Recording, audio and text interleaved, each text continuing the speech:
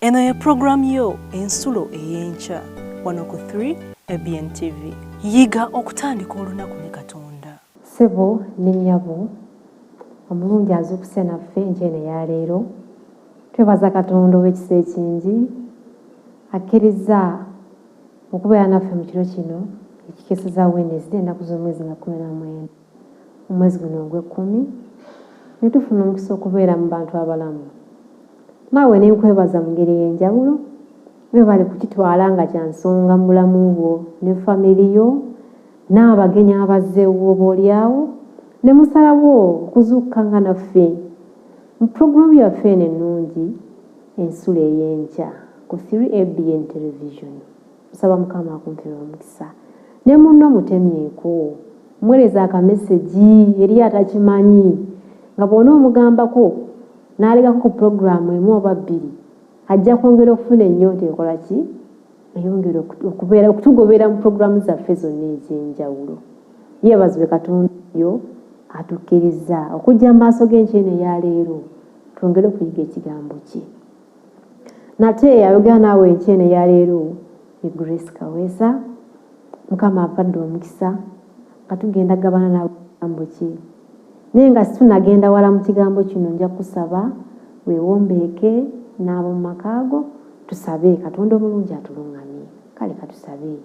Kitaffe ali mu ggulu tweyanza nnyo tweyanzeege kubanga obadde mulungi gye tuli.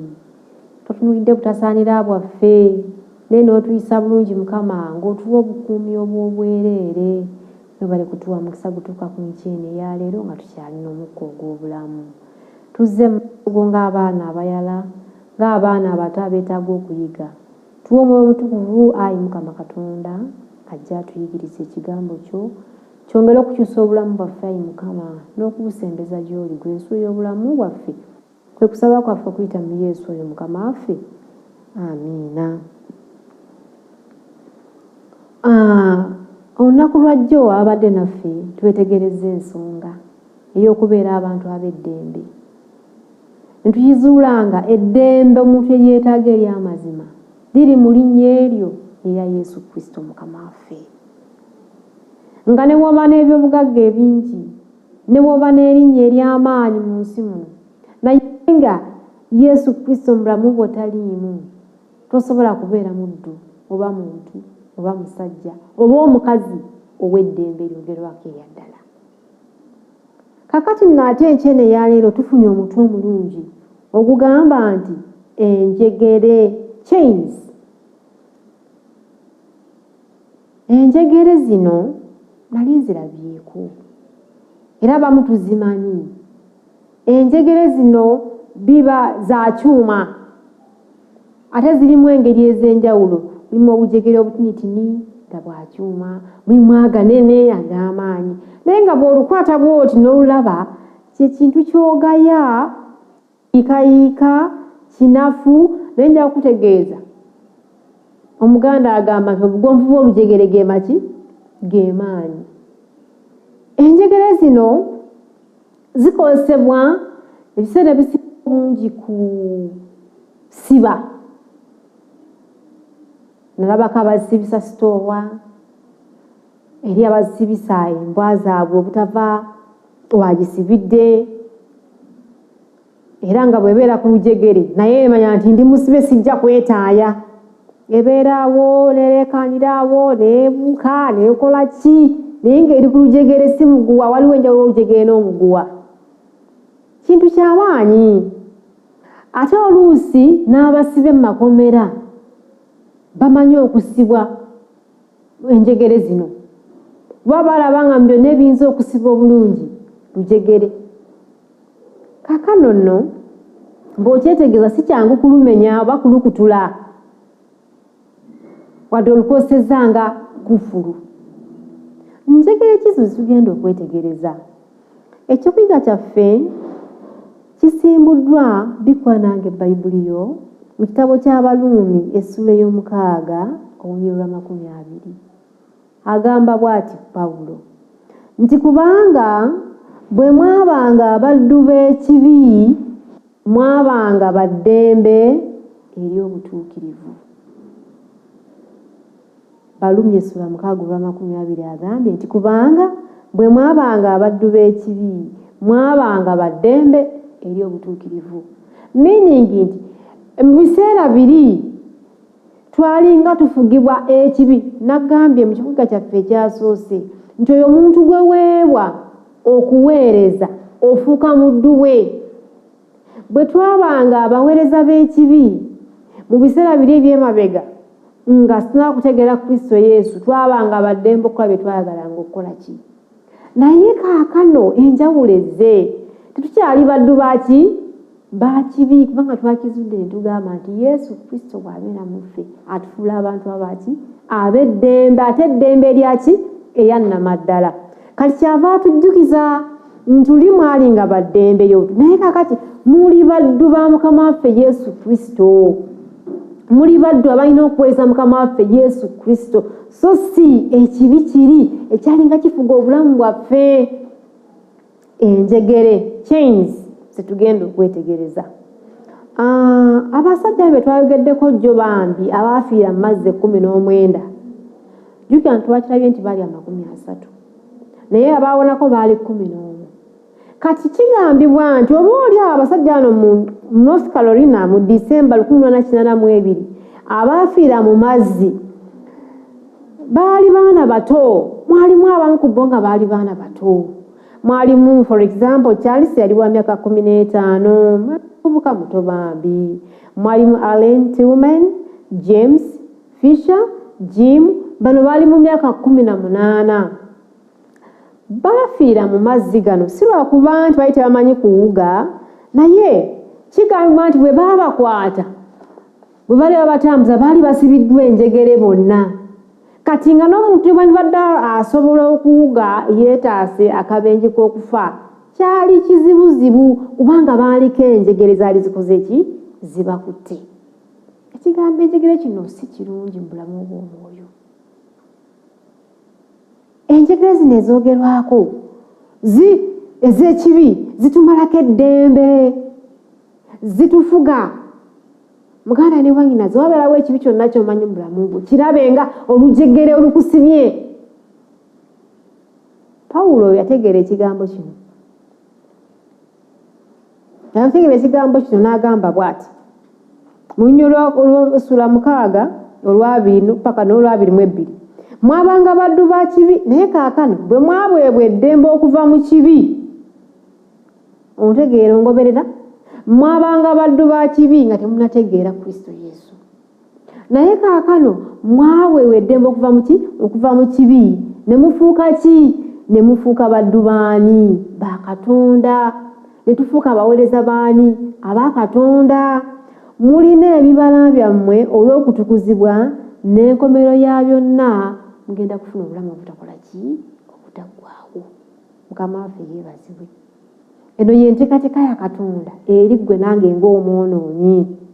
Kristo Yesu yajja okutuula enjegere nezisubira mu bulamu buli obwaki obwali obw'obuddu bw'ekibi. Njagala okukutegeeza muganda wange ne mwannyinaze, omusajja Pawulo bw'osoma ebbaluwa z'obulungi annyonnyola ekibi gye kyatuusa omwana w'omuntu, ekibi ekyava mu lusuku Adeni ku bajjajjaffe Adamu ne Kaawa kye twasikira mu mirembe giddako kyatwala wala nnyo olwo lw'omuntu, kyatukosa binene ekyenkanidde awo. Naye newankubadde kiriwo ekityo, njagala okuzzaamu amaanyi Katonda gwe tusinza oyo omulamu ayina enteekateeka gye yakola ejjudde eteriko kigibulako okusumula abantu bonna, so si muntu omu naye abantu bonna okubajja mu kibi, okubajja mu njegere zino. Era mishoni yatuukirira, Setaani bw'atyo n'awangulwa.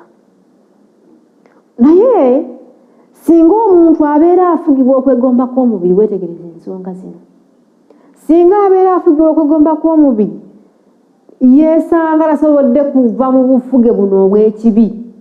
Kyova olaba nga Yokaana atulabula mu bbaluwa esooka Essula 3:15 agamba nti bannange mbalabula temwagalanga nsi eno n'okwegomba kwaki? Kwayo. Okwegomba ebyamaaso bye galaba tekufuganga obulamu bwo kugenda kukuumira mu njegere zaaki z'ekibi. Tulina enjegere z'ekibi nnyingi nnyo. Taaga Mukama waffe okukola ki? Okutusumululamu. Abantu bangi tusibiddwa mu njegere zino ez'enjawulo, mu bibi eby'enjawulo, gamba ng'obusungu. Nalina mukwano wange twakolanga naye bambi, yali musomesa, musajja mulungi, muyimbi, naye ng'alina obusungu. Katonda wattu twabeeranga mu kwaya, maama nga yanyiize mwena musirika we muti naye wayita akaseera n'akola n'akakana n'asirika n'aterera, era nga mukyala we bambi amutegeera. Oyinza okuba nga ojegerwe lw'olimu olw'ekibi si busungu, ng'oli mukambwe nga tosonyiwa, ng'okyawa, naye nga okiraba nti kyokola kibi, naye nga n'amaanyi okukivaamu oba okukireka tokola ki? Togalina, togalaba, naye nga muliwulira nti kiki? Kibi. Amawulire amalungi g'okwetera muganda ne mwannyinaze mu Mukama waffe Yesu Kristo mulimu amaanyi agatamanyi lujegere kibi lukusibye. Nyinza okuba nga olwange si lwe lulwo, ng'obuddu bwenna si bw'olina, naye byonna mu maaso ga Katonda bibi. Bitufuga nagambye omuba bw'ogisiba ku lujegere, oba ekisolo kyonna bikibeera ku lujegere kiba na ddembe lyetaaya, obeera okugirwa kyekikukozesa tokyagala nga kijja. Nina mukwano gwange naye kibi by the way musawo tunda na dokita banja kutegeeza ayina addiction nkiyite kiki, yamanyiira okunywa akasigala, era agamba bulungi banaye munsaasire, bwe sikanyaako mpwira eddowo wano, mpwira nga nfa, naye mpwira sikyagala, nkiraba mutufu nga kibi, naye mpwira nga ekintu kinsika. Embeera eno muganda we ne mwannyinaze yeri mu bulamu bwaffe ng'aboonoonyi abali mu nsi eno ey'ekibi. Abantu baspagolinga n'ebibi eby'enjawulo mu bulamu bwabwe, olaba kwambala masuti n'amakooti naye ng'ebiri eyo byokya. Katonda omunene, Katonda omulungi alina solution ku bintu ebifaana bwe bityo. Oyinza okuba ng'osuubira mu njegere okubeera obukaawu, toli mwesigwa, ng'olina obujja, bw'olaba omuntu alina akalungi kaafunye osanyuka kungulu naye nga munda kiki? Bino byonna Yesu bw'akuba tooki mu bulamu bwaffe n'abiraba. Abanjuluza emikono n'agamba mujje, mwe abalwadde abafaanayo bati mujje gye ndi, nina eddagala, nina obusobozi obubajja mu njegere zino ez'amazeeko emirembe. Twebaze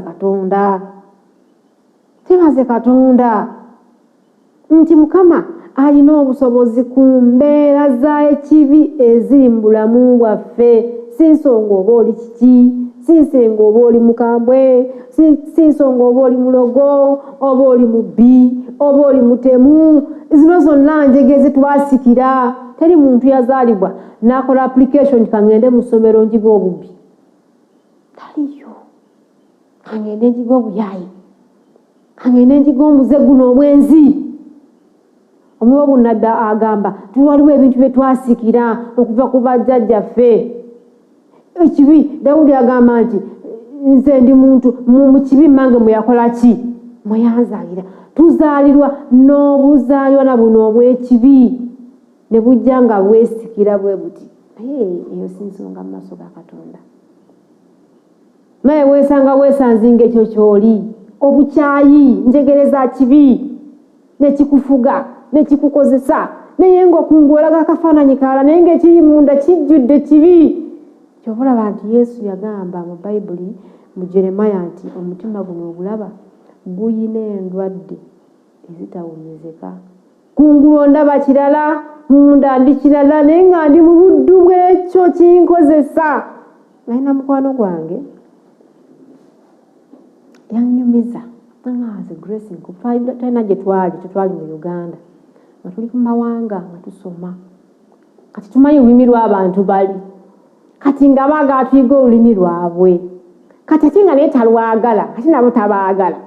nanga ndize Grace kankula abantu banonsekana naye mutima gwange sibaagala naye nga nja okutegeeza kungulunga omuwala oli asanyuka ng'alaga nti musanyufu bizibu gye bali nemugana naye kati nawe ebyo byokola nga si bituufu obwo bwe buddu. Yesu alina amaanyi, Katonda waffe mwetegefu era asobola ddala okutujja mu busibe buno obw'ekibi mu ngeri emu oba endala. Peter bwe yali mu kkomera mu Bikolwa by'Abatume Essuula ey'e12 bw'osoma olunyolo lw'omukaaga n'otuuka ku lw'omusanvu kigambibwa nti bwe yali mu kkomera ng'asibiddwa enjegere ng'amusibye enjegere mu kkomera abasibe musibe talina bwajja kugenda era yeebakanga ali ku njegere ng'aliko abasirikale bamwetoolodde babiri nga talina bw'ayinza na kwesumulula. Katonda yatuma malayika omulungi ow'amaanyi n'asumulula Peetero n'amukoonako bw'ati enjegere ne zikutuka. Amiina. Katonda ayagala okujja mu bulamu bwange olwaleero ankooneko akutube buli lujegere onna olw'ekibi olusibiddwa ku bulamu bwange singa naamuwa omwaganya okola ekintu kino. Malayika wa Mukama eyajja ku ssaawa eyo n'abeerawo ku lwa Peetero ye Katonda ayagala okujja gye ndi naawe gy'oli akujje mu buddu akutule enjegere ezo singa onoomukkiriza talina lujegere atasobola kutula. Yesu talina lujegere lusinga maanyi g'alina era bw'anaakola kino obulamu bwaffe bujja kuzzibwa buki bujja kuzzibwa bujja ate naffe tubeere bantu baaki baddembe. Nja kutegeeza Pawulo yagenda wala nnyo okutegeera ekintu kino eky'enjegere zino ezitusiba. Bikwa nange mu Bayibuli yo mu kitabo ky'Abaluumi Essuula ey'omusanvu osome olunyiriri okuva ku lw'e14 otambule mpola mpola otwe ku lw'e19 ogenda kulaba omusajja bw'ayogera enjegere zino osaasire mwonoonyi munno bwe muli mu ntalo olw'okubana n'ekibi ekitufuula abasibe abali ku njegere ate nga zaalima tezikutuka. Agamba atya? Baluumi Essuula 7 okuva ku lw'e14 genda mpola mpaka ku lw'e19. Agamba bw'ati mu lw'e14 kubanga tumanyi ng'amateeka ge g'omwoyo naye nze ndi muntu wa mubiri natundibwa kufugibwa kiki kibi. Olw'e15 kubanga kyenkola sikimanyi kyenjagala si kyenkola n'ate kyesaagala kyenkyawa neesanga kyenkola ki. Nja kutegeeza bw'olaba ng'omuntu alina omuze gw'okunywa omwenge sigala mwezi muki muyombi muvumi ng'akikola bambi si mu kwagala kwe. Pawulo agambye nti ekibi ekituula mu bulamu bwaffe kye kitufuga nti tukozesa ekintu ekifaana bwe kityo. Kyenjagala si kyenkola ate era mba nkimanyi nti si kirungi kubanga mmanyi nga mu nze gwe mubiri gwange temutuula kiki temutuula kirungi kubanga wagala kumbeera kumpi njagala nnyo okukola ekirungi naye okukola ekirungi sikisobola. Zino ze njegere Yesu Kristo z'ayogerako. Omuze ogulabanga mubi obulimba olabanga bubi tobwetaaga nawe olabanga olimbye ekimala n'ogala Mukama ku mulundi guno sigenda kubiddamu naye amaanyi agakutula ku kintu ekyo ne gakubula. Yesu agambye nti asobola okukola ekintu ekyo olwaleero. Peetero kye yayitamu tusobola okukiyitamu. Saasira mwonoonyi munno asibiddwa mu njegere. Ayinza okuba nga mwana akusobedde toggwamu maanyi saba mwanjule eri Yesu Kristo. Buyinza okuba nga gwe wennyini olina omuze n'abakwiraanye booswa nabo mu nnyumba nga tebagumanyi olwalala kwenkya n'ekiro kino kiganye oli mukuusa gwe ensimbi ze bakuba olyandye. Waliwo owooluganda ana ekibi kibi nga Mukama yamuwa ekirabo ekyogera obulungi era nga yazze gy'oli asobola okuggyako ssente oba oyagala oba toyagala. Naye ngolaba yogana omukristaayo omulungi omwesigwa ate omwesimbu. N'okwata bulungi nnyo ensimbi n'ozimukwasa. Nejja okutegeeza kino akikoze ku bantu bangi. Ensimbi zino oluzifuna ensimbi nga zikyankalana.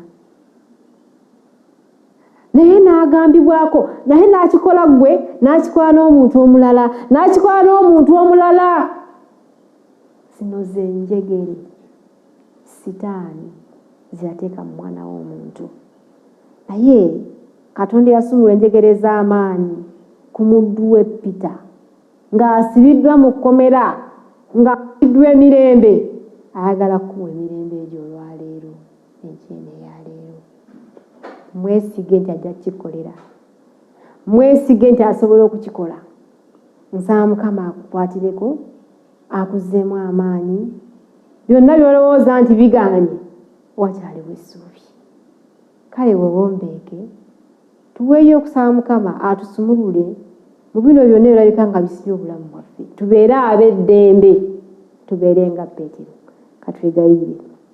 Weebazibwe Katonda Kitaffe gw'atuula mu ggulu. Otukoze bulungi okutuzzaamu amaanyi nti gwe wekka gw'olina obuyinza Mukama, gw'olina osobola okutujja mu njegere ze twasibirwamu ez'ekibi ez'enjawulo. Abaana baffe basibiddwa enjegere z'ebinafu obw'enjawulo.